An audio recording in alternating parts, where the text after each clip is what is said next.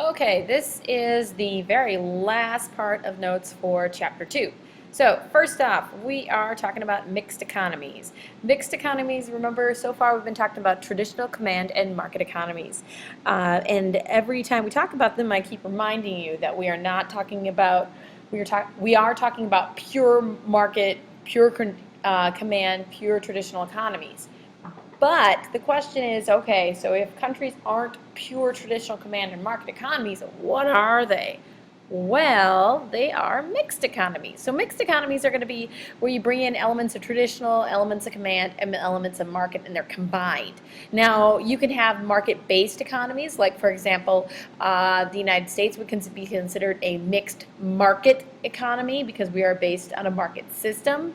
But we do have elements that we add in that are command. For example, in a pure market system, we would not have public education.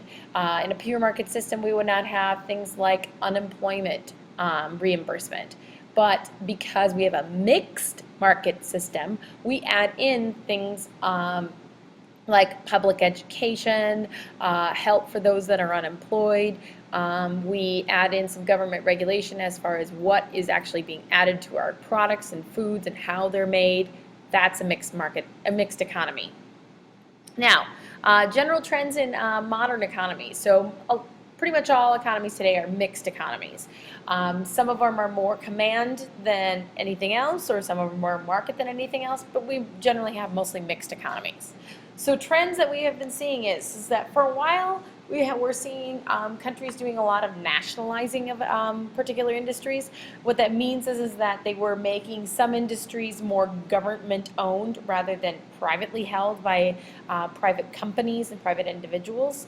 So nationalizing is when you go from private companies, okay, private ownership, to the government owning it. On the flip side of that, what we see now happening is that many countries are privatizing things. And so this means that they're going in the opposite direction. So they started with nationalizing, where they're moving more towards government ownership, and then they're realizing that, wait, this is, taking too much, this is too much control, we're going to back off a bit. And so we have more privatizing of things. And so you have industries that are becoming more privately owned by separate companies, individual businesses.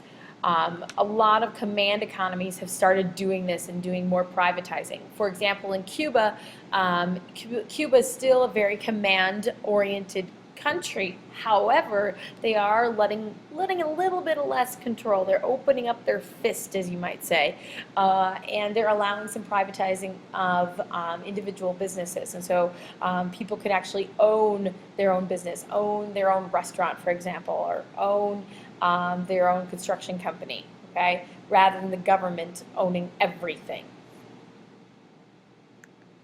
And then lastly, there are more global economies in the world today. So global economies is that we have countries that are going to be having economic interactions, either the buying or selling or producing of their products across countries. So this is where you get, for example, that your clothes, your shirt may have been made in Mexico, your shoes may have been made in Taiwan, your book was made in the United States, and whatever.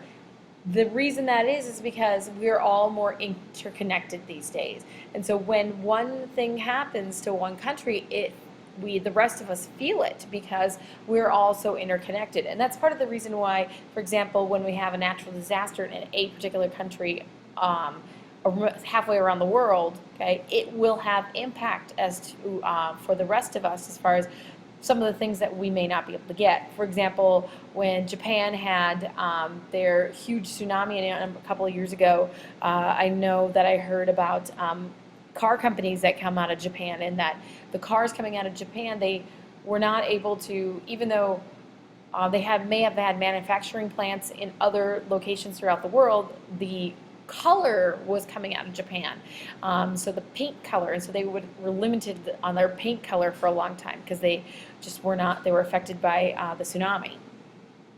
Other examples, I have this example of a lovely chef here that's mixing it all up with the public and the private, and this is an example of a mixed economy. We're mixing together traditional command and market economies.